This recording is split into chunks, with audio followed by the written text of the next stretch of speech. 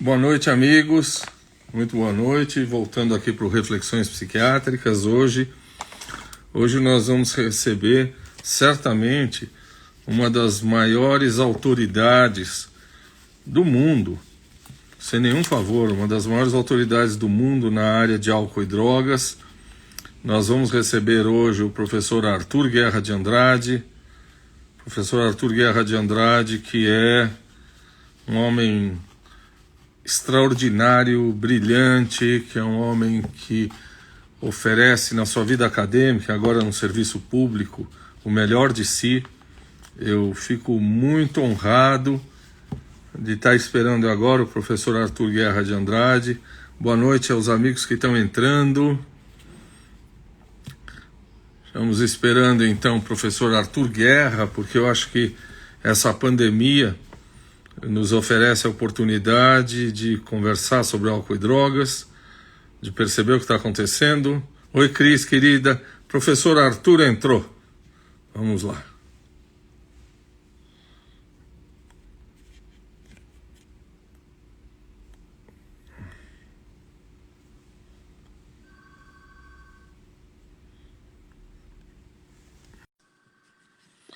Vamos esperar o professor Arthur Guerra de Andrade. Ô, Arthur. Taki, que satisfação. Satisfação, que linda imagem que você tem aí atrás. Eu fiz para você, Taki. Arthur, eu só não chamei essa live de live dos amigos, porque eu ia achar que a gente era a dupla caipira. Iam pedir para a gente cantar Evidências. Eu tenho duas surpresas, mas que eu vou fazer na hora certa, tá? Tá certo. Arthur, muito obrigado por você ter aceito. Eu fico muito honrado, nós temos uma longa relação de quase 40 anos, mas eu fico muito honrado de você ter oferecido uma parte do seu tempo, que eu sei que é muito pesado, para vir aqui. Taki, para mim é um prazer, né? Nós temos uma relação, 40 anos, acho que é mais, né? Eu acho que é mais. Não, esconde um pouco. Uma relação muito próxima, desde a época da faculdade de medicina, professores, disciplina de psiquiatria e psicologia médica, né? E depois trabalho no Instituto de Psiquiatria, muitas ligações pessoais, ligações familiares, pessoas queridas da minha família eu peço para você avaliar, para você cuidar. Então, somos muito gratos. Eu tenho muita... Eu gosto muito de você, Taki. A verdade Arthur, antes de falar do teu currículo absolutamente extraordinário, eu vou dizer que o Arthur é um dos melhores, mais corretos psiquiatras desse país. Eu devo muito do início da minha carreira psiquiátrica ao Arthur. Eu posso ter muitos defeitos, mas não sou ingrato. E ao Arthur eu devo muito, muito, muito. O Arthur sempre foi um exemplo de orientação, de ética, de organização, e sempre acolheu os mais jovens ensinando. Então, é uma homenagem pública que eu faço ao meu amigo Arthur Guerra. Taki, na verdade, eu sou mais velho que você, um ano, né? Na faculdade, eu sou da quinta turma. Três. Eu sou mais velho, mas nós sempre fizemos parcerias, né? Nós nunca trabalhamos com o mesmo tema. Você escolheu um tema para a sua linha de pesquisa, eu escolhi outro, mas um trabalho muito próximo, ainda na Faculdade de Medicina do ABC, depois na Faculdade de Medicina da USP, e sempre uma relação muito cordial. É interessante estar aqui, porque mesmo amigos, às vezes nós entramos com alguns atritos, né? É natural, mas eu não me lembro de um atrito entre você e eu, né? Nenhum, eu não lembro de nenhum. Nenhum também. Quem sabe hoje, né? Não. Olha, eu vou dizer o mínimo do seu currículo. Quer dizer, você é professor associado do Departamento de Psiquiatria da USP, você é professor titular da Faculdade de Medicina do ABC, você coordena o projeto Redenção da Prefeitura de São Paulo, você há cerca de 40 anos fundou aquele que é o mais famoso dos grupos que trabalha com alcoolismo nesse país, que é o GREA, né? Então, Arthur, você é um homem que deixa uma herança muito grande, né, na psiquiatria brasileira. Eu queria te perguntar, antes da gente falar disso, você podia falar um pouco da sua trajetória? Por que você foi fazer medicina, psiquiatria? Por que álcool, né? Que é uma especialidade que a gente foge, muita gente foge, não é? É verdade, Taki. Olha, digamos assim, a minha vocação inicial, aonde eu achei que eu ia investir o meu futuro, era num outro campo que não na medicina, era no campo da atividade física. Então, eu cheguei a passar num concurso, naquela época, para fazer educação física. E não tive sucesso, especialmente no ambiente familiar, né? Meu pai, meu falecido pai, é, deu uma resposta muito típica dele, irônica, mas com o resultado assim de que eu não deveria fazer educação física. Naquela época, não sei, tempos diferentes, nós tínhamos esse respeito, essa consideração. Eu acabei não fazendo educação física, no outro ano entrei na faculdade de medicina. Na faculdade de medicina eu sempre fiquei associado ao esporte, sempre gostei muito de fazer esporte, e eis que de repente tem um concurso para monitoria de psiquiatria, era uma monitoria que a gente recebia uma bolsa considerável, um contrato bacana, e eu entrei, então, por indicação do nosso querido professor Paulo Fraletti, já falecido também, né? A partir daí, acho que fui tendo uma sorte, um sucesso, uma ligação muito forte, inicialmente com o professor Wagner Gattaz, depois ele foi para a Alemanha, aí eu comecei no HC, fazer a residência lá, e lá apareceram muitas oportunidades, aí que entrou o campo de álcool, por duas razões, tá? A primeira, eu tinha um membro na minha família que tinha problemas com álcool, né? Hoje essa pessoa não tem mais problemas com álcool. E aquilo me deixava assim, um pouco preocupado, porque eu não sabia lidar, enquanto familiar, com aquela questão. E até que um dia eu estava no final do R1 de psiquiatria no HC, dando plantão num final de semana, numa enfermaria. Eu fui chamado para uma enfermaria que tinha lá. Uma enfermaria no terceiro andar, naquela época as enfermarias eram diferentes, masculina, só de dependência química. Eu entrei, eu nunca tinha entrado, tá?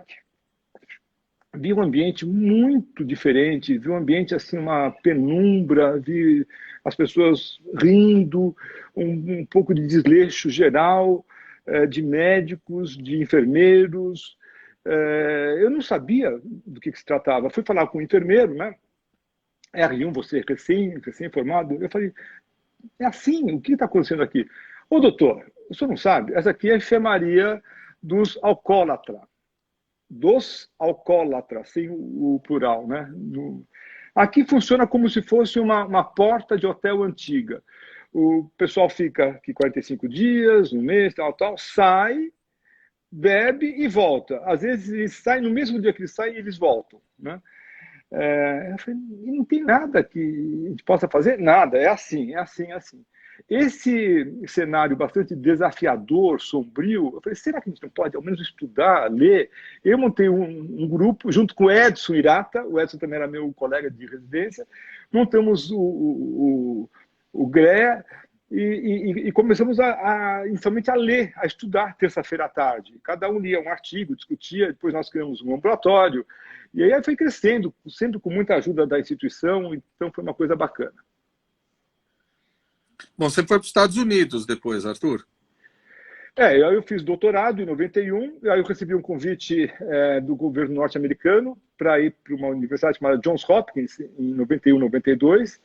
Foi muito bacana também essa experiência, para fazer como se fosse um pós-doutorado nesse campo.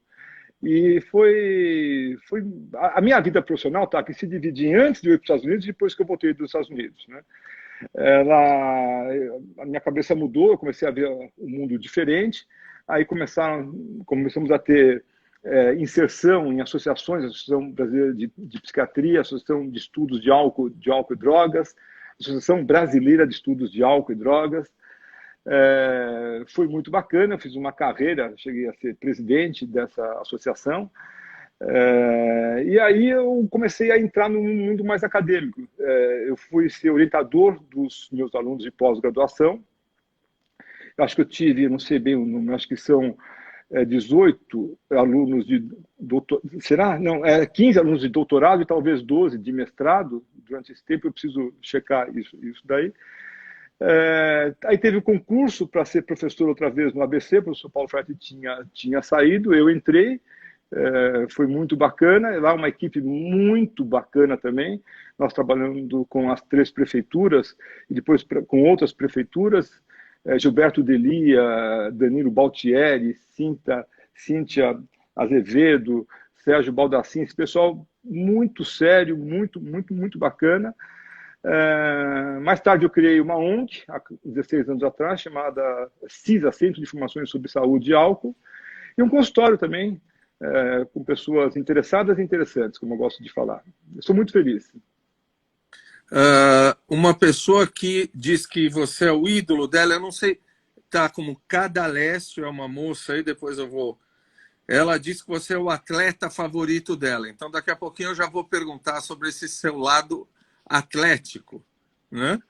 Mas você, depois de muitos anos, resolveu não só fazer mais vida acadêmica, e aí você foi coordenar o projeto na prefeitura, né?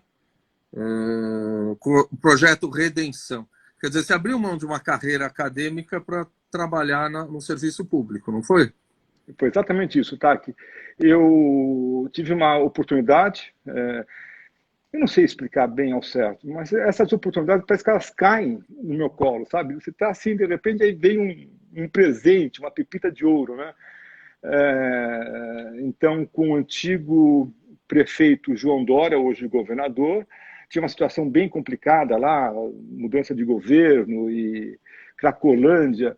Eles precisavam de um técnico que pudesse dar um norte em relação a isso.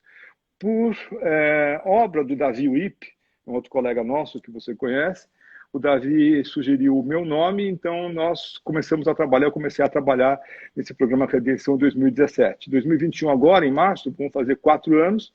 Eu trabalhei então 1 ano e 8 meses com o antigo prefeito, hoje governador João Dória, e trabalho na prefeitura agora com o atual prefeito Bruno Covas, reeleito. Uma experiência, tá aqui, mas maravilhosa, mas muito interessante. Eu nunca na minha vida podia imaginar que eu fui aprender tantas coisas, conhecer pessoas tão diferentes e que aquilo pudesse ser tão útil para a minha vida profissional e para a minha vida pessoal. Eu comecei a... Eu vim, você sabe, do mundo acadêmico, né? Onde tem os seus ritos e tem os seus códigos, né?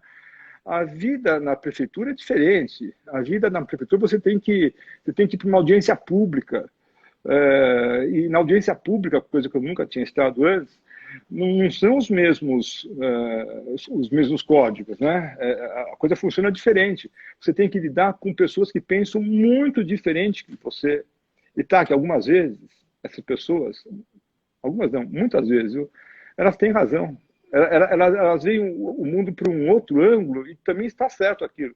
Eu tive que lidar, que eu não sabia, com o Ministério Público. O Ministério Público eu sempre achei, assim que eu assumi o cargo na prefeitura, que era uma coisa contra o governo, contra o governador, contra o prefeito, uma coisa do contra, assim, né?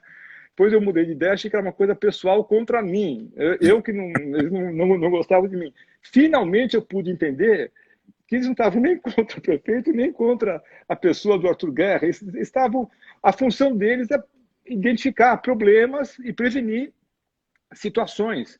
Alguns fazem isso de uma forma mais estrondosa, mas muitos fazem de uma forma assim, profissional, educada, elegante.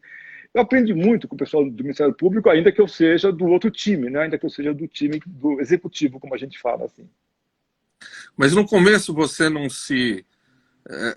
sentiu muita diferença? Quer dizer, você no seu grupo e o grupo que você dirige, quer dizer, você toma decisões, assim como eu, pede para que essas coisas ocorram, as coisas correm de uma maneira linear.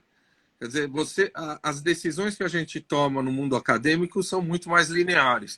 Imagino que a hora que você toma uma decisão, tem gente que não topa aqui, tem gente que barra ali, tem interesses políticos ali. Isso não te frustra? Eu gosto do desafio. para trabalhar com dependente químico, álcool, drogas, você precisa gostar de desafio, porque a frustração ela faz parte do dia a dia. Assim que eu assumi esse cargo de coordenador do programa Redenção, houve uma situação inusitada, que para mim foi uma novidade, eu não sabia. 27 instituições, onde tinha Conselho Regional de Medicina, o nosso amigo que é o Guilherme Messas, e o Mauro Aranha, né? Conselho Regional de Enfermagem, Conselho Regional de Psicologia, Conselho Regional da Ciência Social, Ministério Público, algumas ONGs, uma ONG chamada Craco Resiste, esse é o nome oficial da ONG, Craco Resiste, é de lei, e 27 instituições, inclusive uma delas chamada Comuda, Conselho Municipal de Drogas e Álcool, fizeram um documento contra o programa Redenção, mostrando falhas, especialmente em situação de alguns hospitais que nós tínhamos convênios. Né? Um livro. Né? E eu era o representante do programa, então eu tinha que ir lá. Né? Um ambiente, tá, que eu confesso hoje, bastante hostil inicialmente, mas muito difícil, muito um pouco emocional, eu acho, algumas vezes. Outra vez, com esses códigos que eu não sabia muito bem. Eu quis um dia, numa reunião dessas, fazer uma brincadeirinha. Foi a pior coisa que eu fiz. Eu quis fazer uma piada para ver se podia relaxar. Nunca mais eu fiz na vida, porque não se aceita piadas, né? Não tinha essa situação. E aí eu fui tendo uma proximidade dessas pessoas. Eu fui batendo na porta de cada uma dessas instituições, por exemplo, com o nosso Conselho Regional de Medicina. Você tem algum problema, então, com o nosso programa Redenção? Eu tenho vários problemas, estão aqui. Tal. A gente pode sentar e conversar? Pode, mas você vai ter que mudar tudo, vai ter que acabar o programa, vai ter que voltar para o programa anterior, não sei mais o quê. Não, sim, podemos conversar ou não podemos? Se a gente não puder, não pode, né? Mas, não, mas eu acho que não vai dar em nada. Bom, vamos conversar. Nós já estamos conversando. Né? Olha, os erros são esse. Olha, então, em relação a esse erro, você tem razão, também tem razão, também tem razão e também tem razão. Esse aqui também tem. Se eu mudar isso daqui, podemos continuar conversando? Bom, estou resumindo atividades aqui que fizemos mais ou menos umas 20 vezes por diversas instituições. Você acredita, Tati? Não é que nós acabamos amigos, não é isso. Mas um relacionamento muito cordial, uma proximidade, o programa Redenção cresceu com essas críticas e nós pudemos entender que o bem não é nem do programa, nem do conselho, nem da ONG e tal. O que todo mundo queria mesmo é o bem do usuário, o bem do munícipe. É um tema difícil, Cracolândia, ninguém conseguia resolver. Nessas divergências de opiniões, eu acho que muitas vezes nós crescemos, eu acho que eles também cresceram em ouvir uma outra opinião, cordata, educada e agradável, muitas vezes. Bom, aí a pergunta surge automaticamente. Arthur, a Cracolândia tem remédio?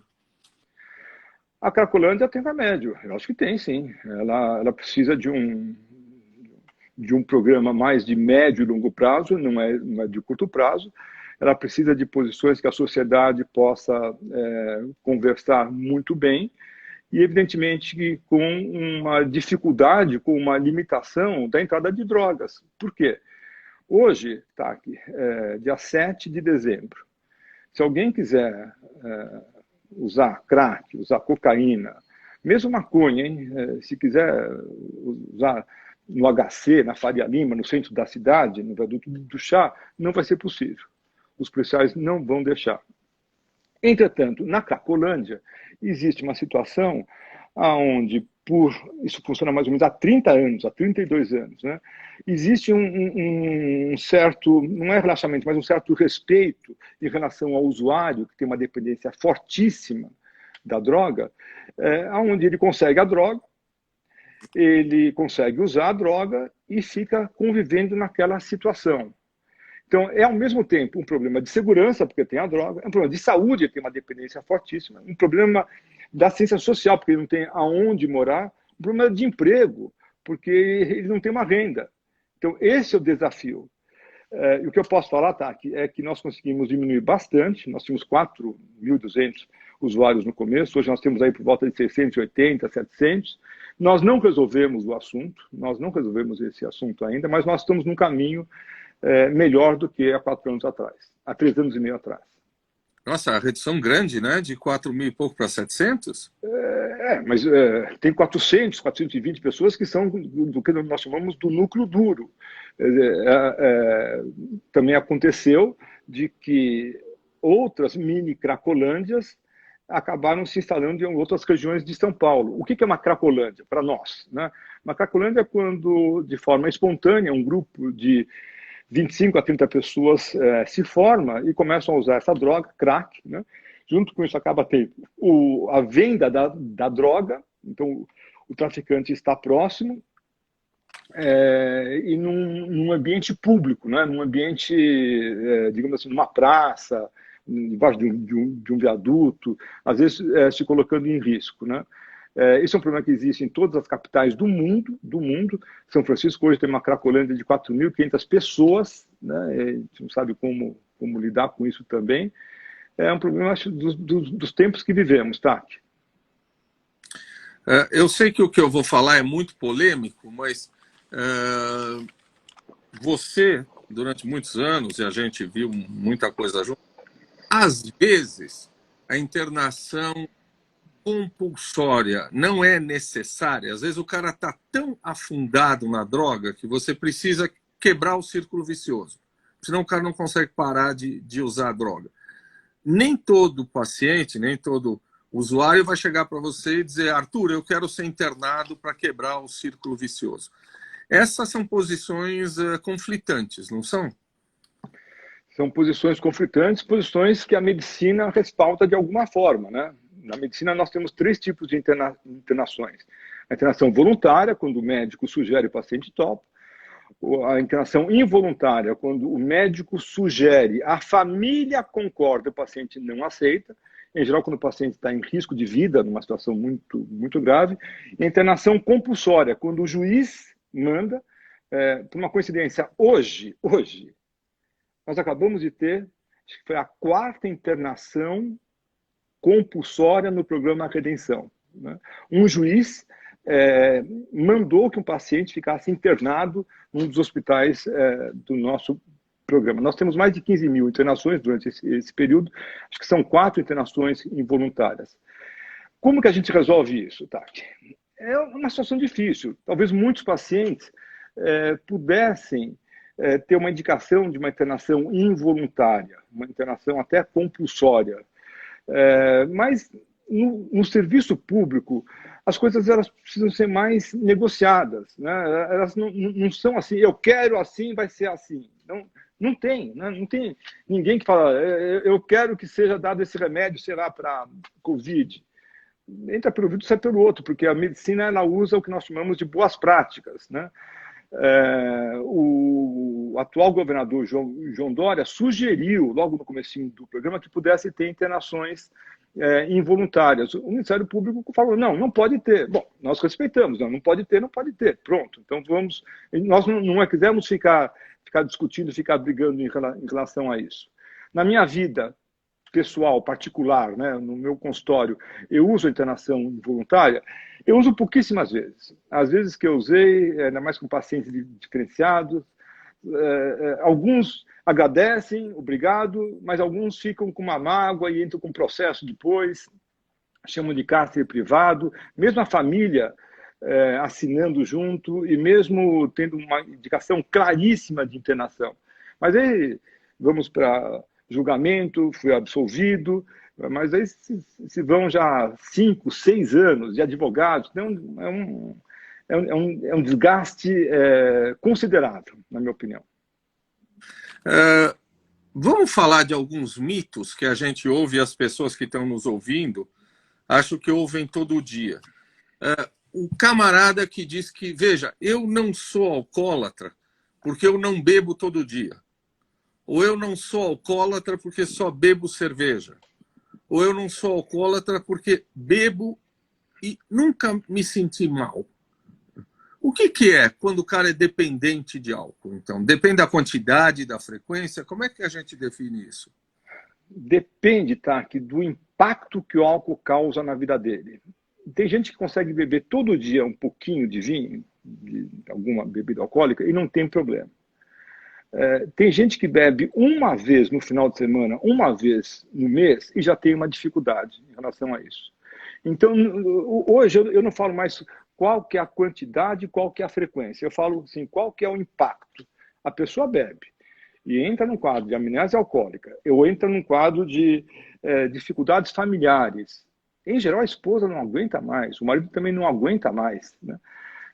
Ou entra num quadro de menor produtividade, ou bebe e vai dirigir o carro, ou bebe e tem violência doméstica, bebe tem alterações nas enzimas hepáticas, aumenta a gama-GT, aumenta a TGP, o paciente está indo para uma cirrose alcoólica, né?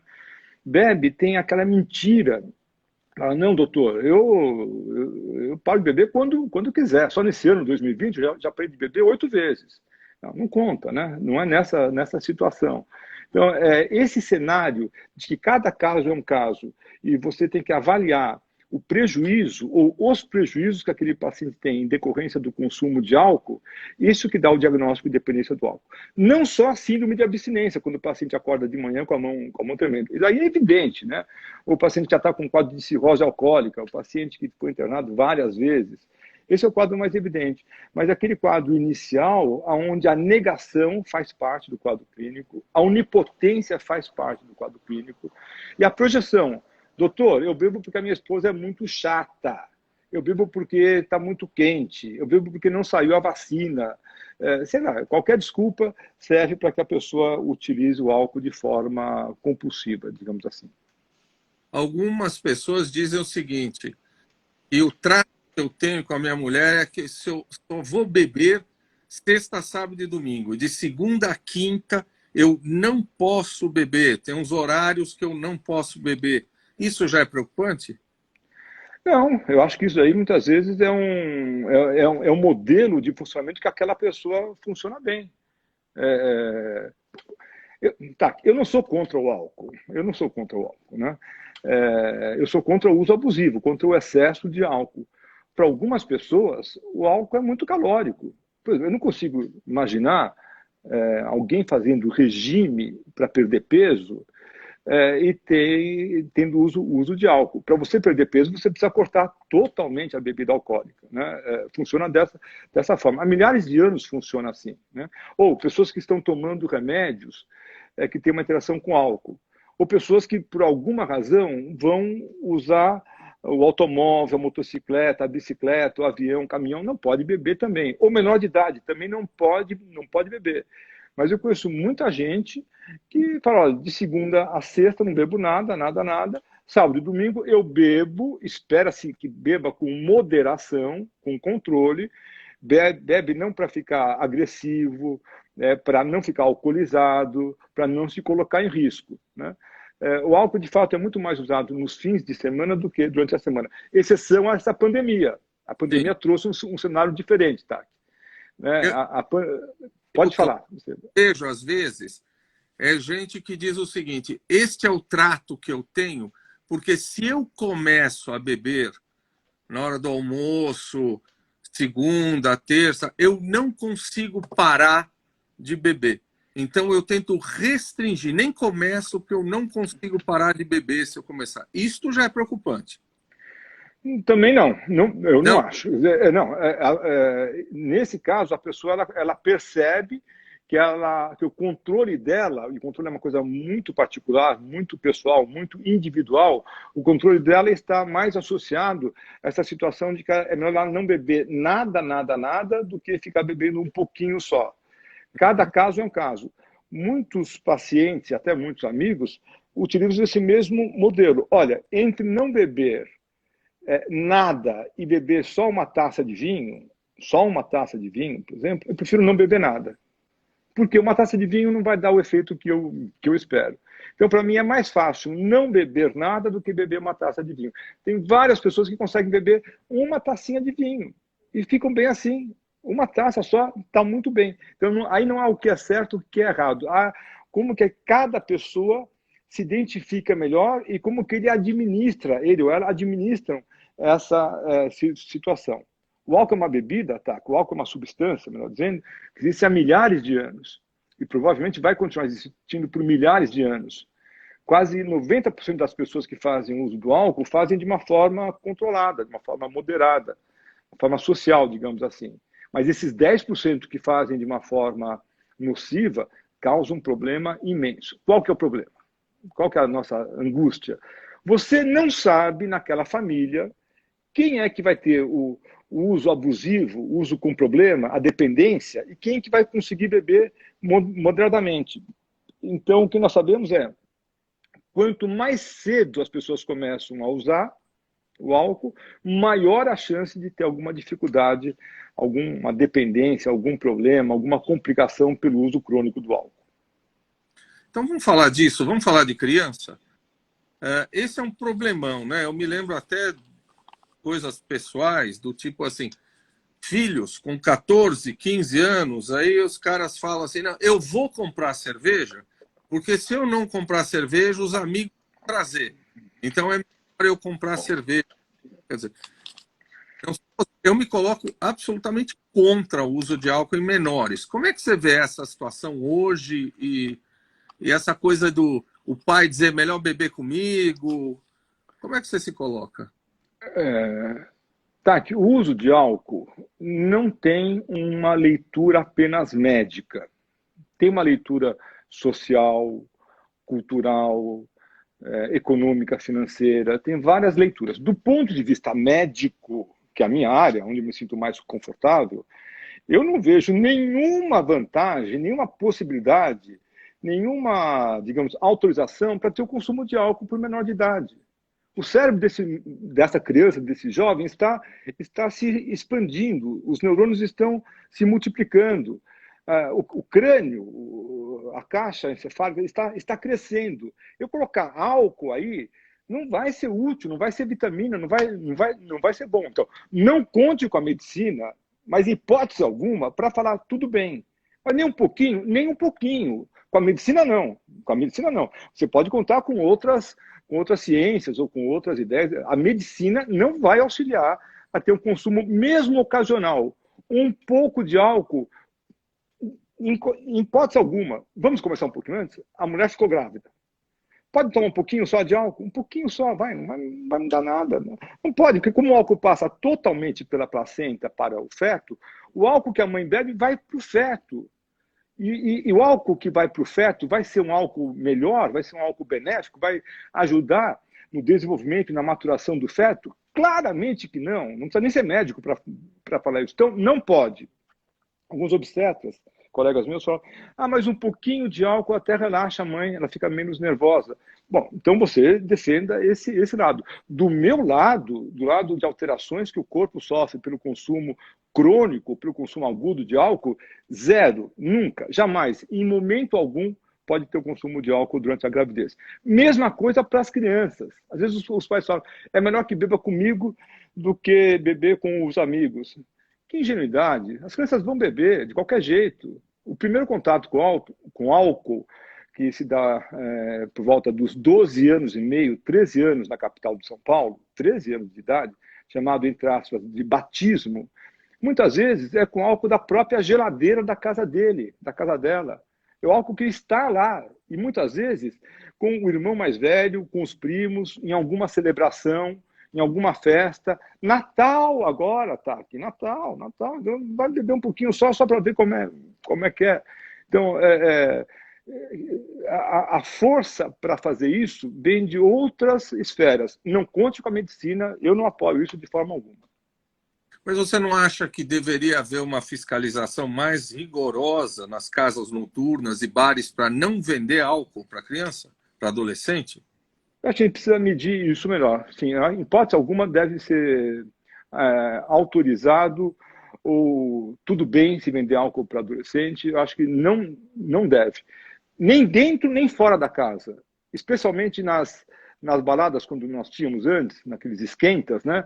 Ficavam aquelas mocinhas com uma faixa de couro, uma bandeja, e com copinhos de plástico, dando vodka, para que o pessoal entrasse na casa, na balada, na rave e tal, já como eles falam, calibrados.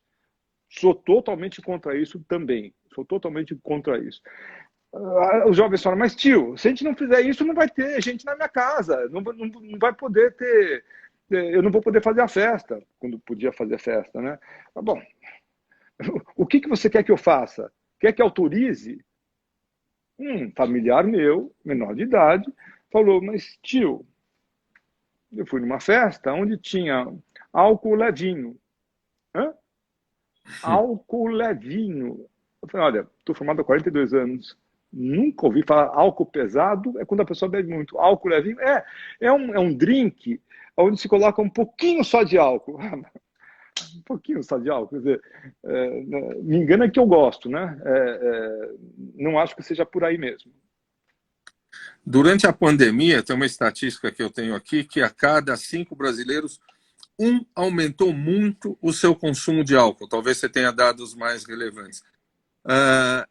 Nós vamos, depois disso, encontrar mais gente buscando tratamento, certamente para a saúde mental, mas para o alcoolismo também? Eu acho que não, Tac. O estudo que nós temos é o estudo da Fiocruz, que foi feito entre 23 de abril e 17 de maio desse ano, mostrou exatamente isso, 18% de aumento do consumo de álcool durante a pandemia. O consumo aumentou mais ainda nos jovens. Os jovens, né, até 25 anos, aumentaram mais porque eles ficaram mais presos e não tinham muito o que fazer. Durante a pandemia também apareceu uma coisa nova que eu não conhecia, chamado happy hour virtual. Esse horário, 6h30, 7 horas, 7h30, cada um na sua casa, abria um drink, todos via Zoom, ou via uma outra plataforma, e cada um tomando o seu drink e conversando um pouquinho mais, né, sobre como é que foram os desafios daquele dia. A isso nós demos o nome de então happy hour virtual. Mas o que eu vi mesmo foram as pessoas aumentando o consumo. De que tipo? Quem não bebia, muitas vezes começou a beber um pouquinho à noite.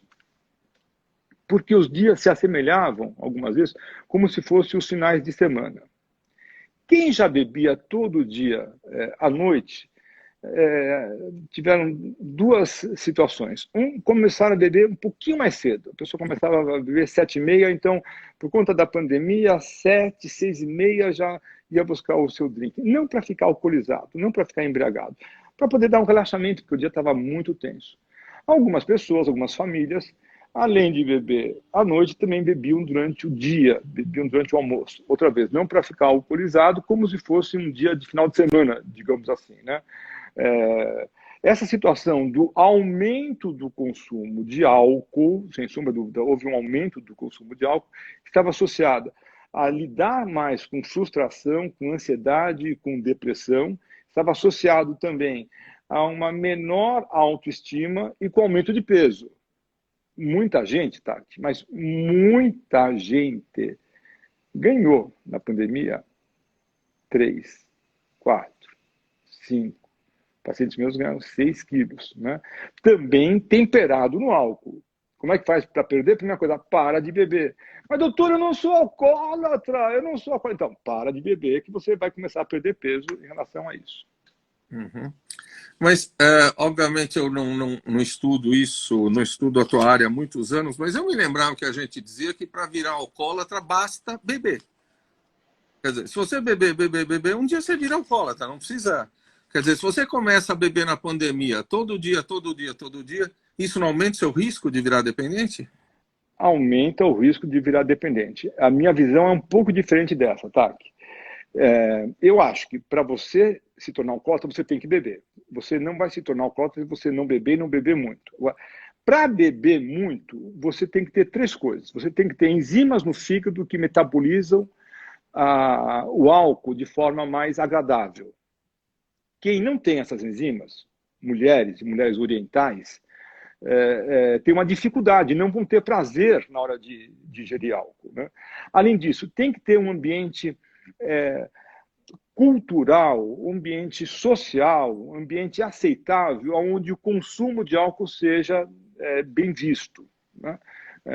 Então, em famílias de pessoas protestantes, ou crentes, ou muçulmanos, isso não vai ter, né? O álcool não é bem-vindo em relação mais a isso. Terceiro ponto, tem que ter, muitas vezes, na minha opinião, algo que deflagre esse consumo, algo que esse consumo funcione como se fosse uma muleta, como se fosse uma bengala.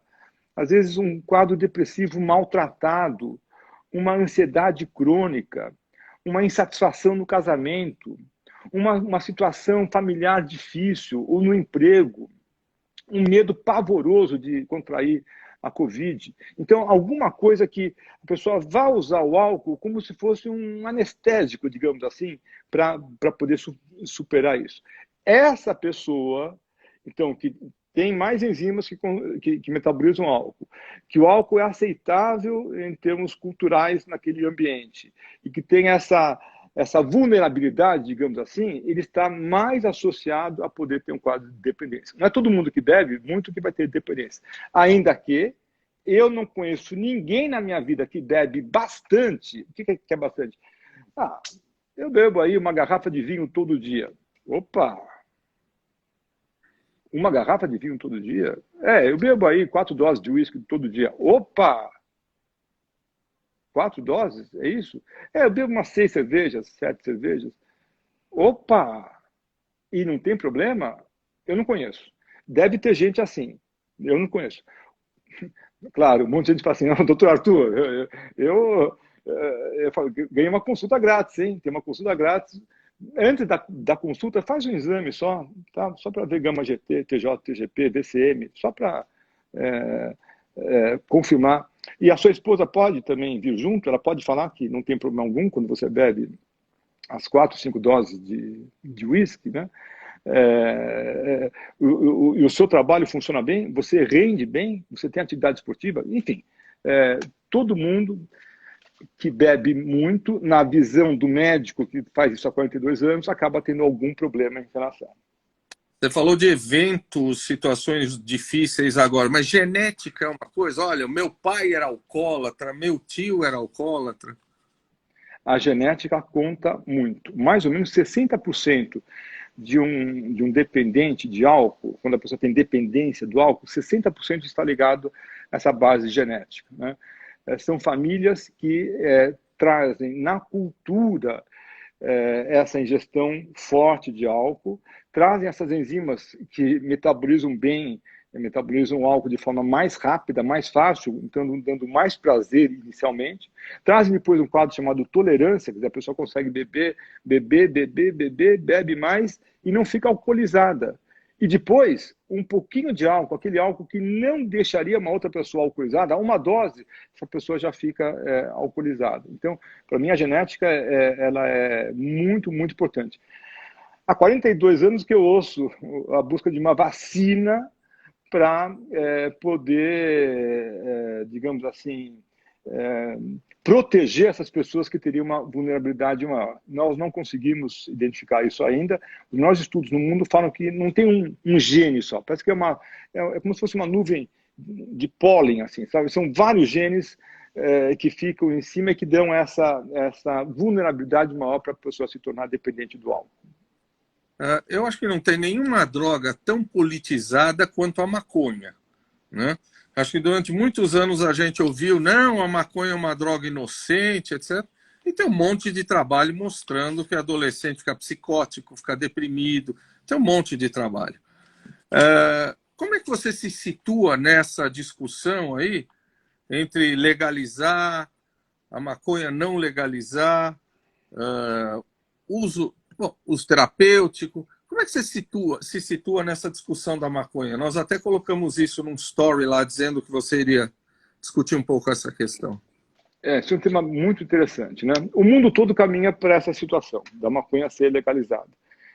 Aqui talvez demore um pouco mais, 10, 20 anos, né? Depende muito da conjectura política, mas os países estão indo para esse caminho, gostem ou não gostem, mas é esse o caminho que o mundo vai, né?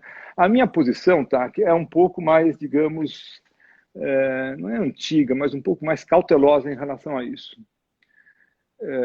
Eu trato de pessoas que têm problemas com o uso de maconha. É bem verdade que existem pessoas que utilizam maconha e não tem problema algum? Provavelmente sim. Deve existir, né, no mundo todo, deve existir. Mas não são os meus amigos e não são as pessoas que têm uma relação próxima a mim, né? Todo mundo que eu conheço que acaba tendo um uso mais forte de maconha, nós temos 3 tipos de maconha. Tem a maconha prensada, né, o tijolo, como se fala. Tem o skunk, que é uma maconha mais vitaminada, né, uma maconha mais forte, que é fumada. E tem o haxixe, que é um óleo, é uma resina, né, também com alto teor de canabidiol. Aí, né? Então, esses componentes da maconha, eles trazem uma preocupação do ponto de vista médico. O que a gente sabe hoje, né, dezembro? Quanto mais cedo o jovem começa a usar, maior o risco dele ter algum problema em relação à maconha.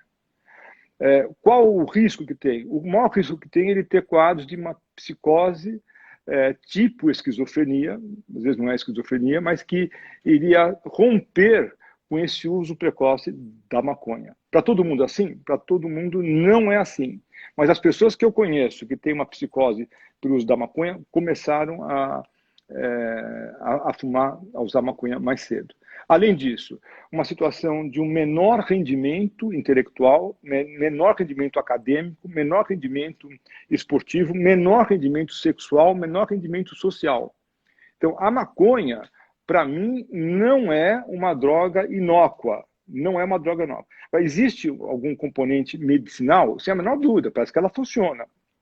Por isso que existem remédios já que são utilizados em algumas situações bastante, digamos assim, olhadas de perto e que trazem algum resultado quando os outros medicamentos não fazem o mesmo efeito. Eu sou cauteloso com a maconha também.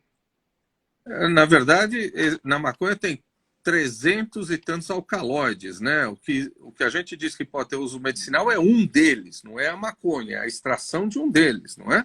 É lógico, por isso que o pessoal não está lutando pelo canabidiol, né? Não é a pílula, não é o componente do canabidiol. Quem defende a legalização defende o fumo da maconha, né? Defende usar a maconha fumada, inalada, né? Assim, aspirada para o seu pulmão, para que traga algum efeito, inclusive traga o que eles chamam de brisa, que é essa coisa gostosa. Mas nós sabemos que a maconha tem 2 componentes, o THC, que tem uma situação mais ligada à dependência e alterações cognitivas, alteração do pensamento, da memória, da atenção. O THC que causa dependência, né? E tem o canabidiol, esse sim que pode estar associado a alguma propriedade mais medicinal, e tem grupos sérios que trabalham com esse modelo. Voltando ao álcool, eu tinha mais umas 2 perguntas, mas a primeira é a seguinte. Tem gente que diz o seguinte, não, eu bebo um pouquinho porque me ajuda a relaxar e dormir.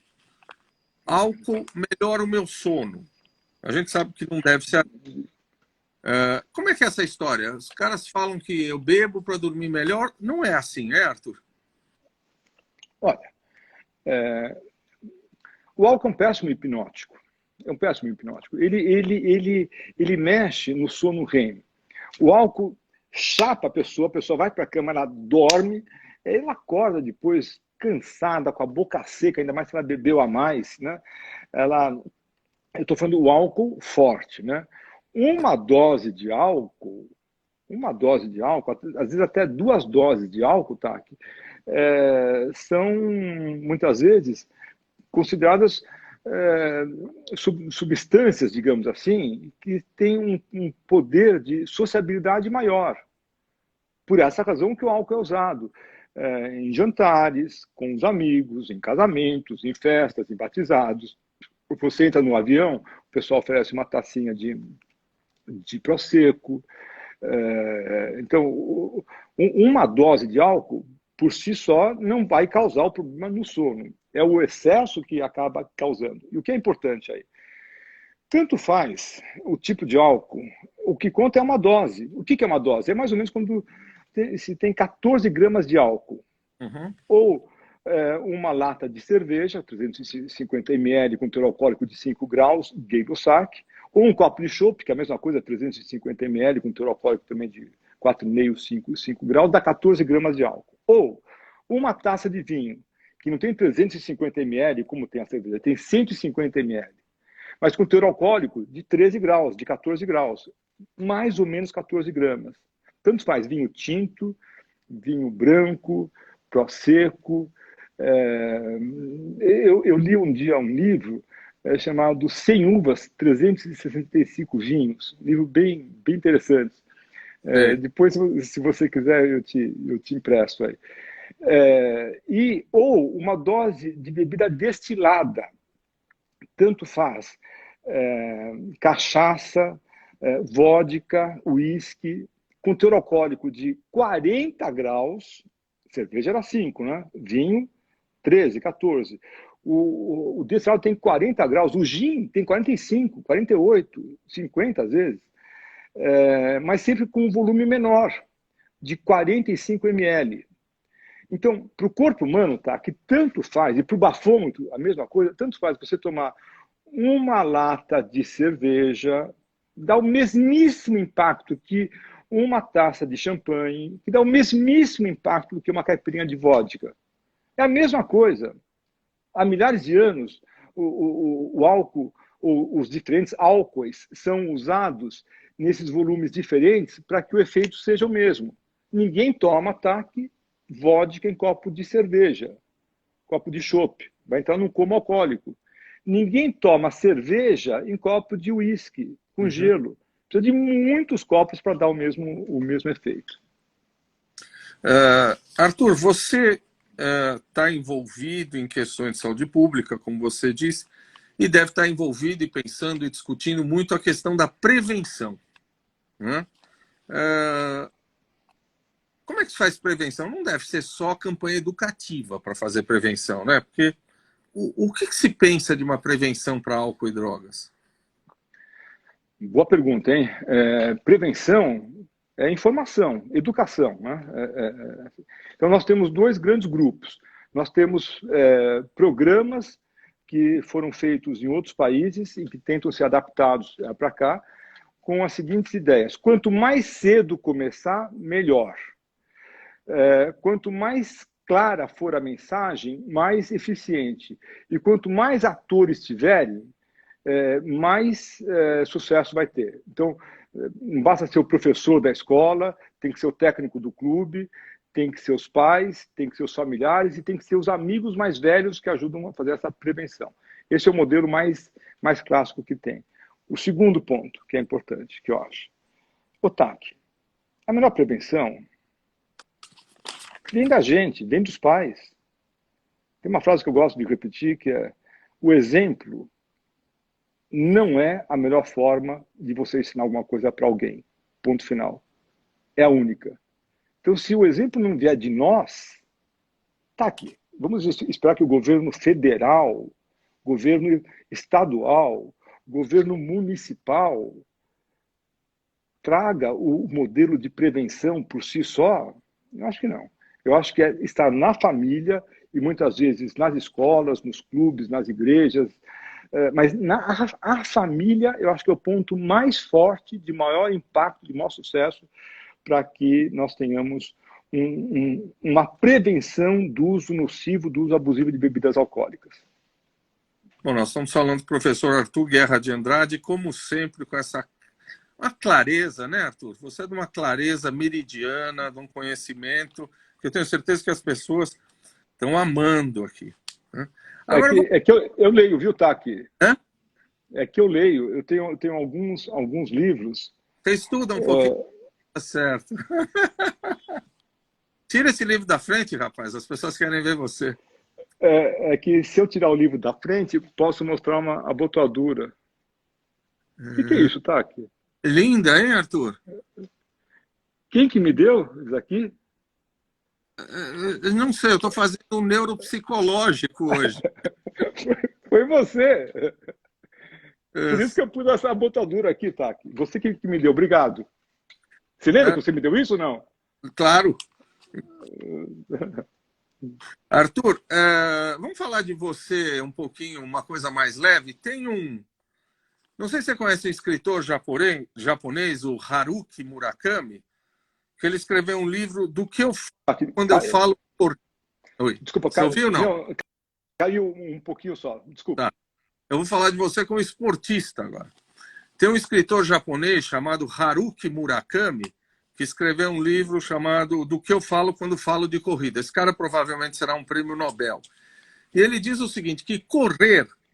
Aliás, ele começou correndo entre Atenas e Maratona. Não sei se você já fez esse percurso. Não. Ele diz que correr mudou muito a filosofia de vida dele, mudou o olhar de vida dele, que quando a gente corre, a gente repensa uma série de coisas. Eu não te conheci maratonista. Eu te vi maratonista apenas quando você deixou de ser tão jovem assim. O que a maratona... Você já fez Atenas maratona? Primeiro não, isso? nunca fiz. E o que a maratona te dá? Porque você é um corredor exímio. Você e a Dani, né?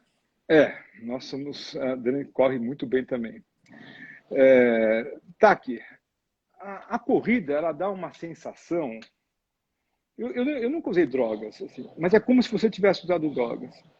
Sabe? Eu nunca... Você, quando consegue fazer aquela meta, chegar no final da maratona e fazer um tempo melhor, ou eu também fui para um outro esporte, depois de ter feito, acho que 18 maratonas, eu fui fazer um esporte chamado triatlon, uma prova chamada Ironman, né? Onde você nada 3 km 800, pedala 180 km, e no final você corre a maratona ainda, né? Tudo em seguida. Quando você... Qualquer um faz, hein, Taki? Qualquer um faz se você tiver tempo para fazer os treinos. Você está rindo, mas eu sei. Qualquer um faz, né? Eu sei. Ninguém acredita, né? Então, quando você tem essa meta e você alcança essa meta, você fala, nossa senhora, eu me sinto muito bem. Então, é como se fosse, naquele momento, uma dose, digamos assim, de uma pseudo-felicidade, digamos assim. Como se você ficasse bem satisfeito, bem feliz, dá uma satisfação de plenitude. Falar, eu consegui chegar nessa situação. Claro, não é só você acabar. Você tem que melhorar o seu tempo, tem que ir baixando o seu tempo. Isso faz parte de um grupo de amigos, pessoas. Você faz dieta, você não pode beber, muitas vezes durante os treinos, mas os maratonistas também bebem quando acaba a maratona, né, e vão comemorar com um pouco de álcool. Então, para mim, o esporte é muito, muito importante. É o esporte hoje, tá, que ajuda os meus pacientes a superarem problemas de dependência, de álcool, de drogas. Quando eles se engajam no esporte, nossa, isso vai dar certo. O cara precisa melhorar para se engajar no esporte, ou o esporte é terapêutico de per si já? O esporte é terapêutico per si. O que eu falo é o seguinte, o fulano, é o seguinte, você está começando o tratamento aqui. Uma coisa, quanto mais esporte você fizer, menos consulta comigo você vai ter. Menos remédio você vai tomar. Ah, mas eu detesto esporte, doutor Arthur. Eu odeio, eu não gosto, nunca fiz, não vou fazer, eu sou contra. É um direito seu. Então, mais consulta, mais terapia e mais remédio. Tá? Se você quiser mudar de opinião, conte conosco aqui. Na minha equipe de 25 pessoas, nós temos 8 personal trainers. São pessoas que fazem um atendimento personalizado, obviamente, né? Para que a pessoa tenha satisfação e tenha prazer, ainda que muitos no começo tenham uma rejeição, uma resistência enorme em relação a isso. Mas correr te trouxe algum tipo de disciplina interna? Você acha que você mudou pessoalmente, filosoficamente, emocionalmente, depois que começou a correr? A corrida, ela dá uma humildade, Taki. Você tem que administrar a sua vontade com as suas limitações do corpo. Eu quebrei o pé antes de começar a correr, então eu tenho um defeito. O meu pé ele não dobra tanto, né? Então, quando eu comecei a correr, por 2 vezes eu tive um quadro chamado fratura de estresse. E aí o médico falou, olha, você não pode correr nunca mais na sua vida. Eu não tinha feito nenhuma maratona ainda. Puxa vida, né? Eu tive que trocar de médico. E aí, não, mas aí eu consegui fazer as maratonas, né? Então, a corrida, ela dá uma humildade, dá uma disciplina, dá um grupo de amigos. A corrida faz você ficar melhor do ponto de vista físico, porque você não, se você correr com 5 quilos mais pesado que você é como se você estivesse correndo com 5 quilos de açúcar nas costas aqui. Vai ser difícil, né? E a corrida dá uma satisfação enorme, enorme. O que eu não perguntei para você, Arthur, que as pessoas que estão ouvindo, certamente as pessoas estavam muito curiosas de falar de alcoolismo, de prevenção, de droga. O que eu não perguntei para você que você acha interessante dizer, olha, isto é importante eu falar para as pessoas? Tá, que você perguntou tudo, tudo. O que as pessoas costumam perguntar é o seguinte, você bebe? Arthur, essa não precisa Eu não bebia. Depois que eu recebi esse livro aqui, eu tive que começar a beber. É brincadeira. Eu sou daquele grupo, tá, que fica de segunda a sexta sem beber nada e bebe um pouquinho no final de semana. Pouquinho, né, no final de semana. Um pouquinho, mas como eu fico de segunda a sexta sem beber, o pouco que eu bebo já dá um impacto forte. Então eu bebo hoje menos do que eu bebia alguns anos atrás, eu acho, né?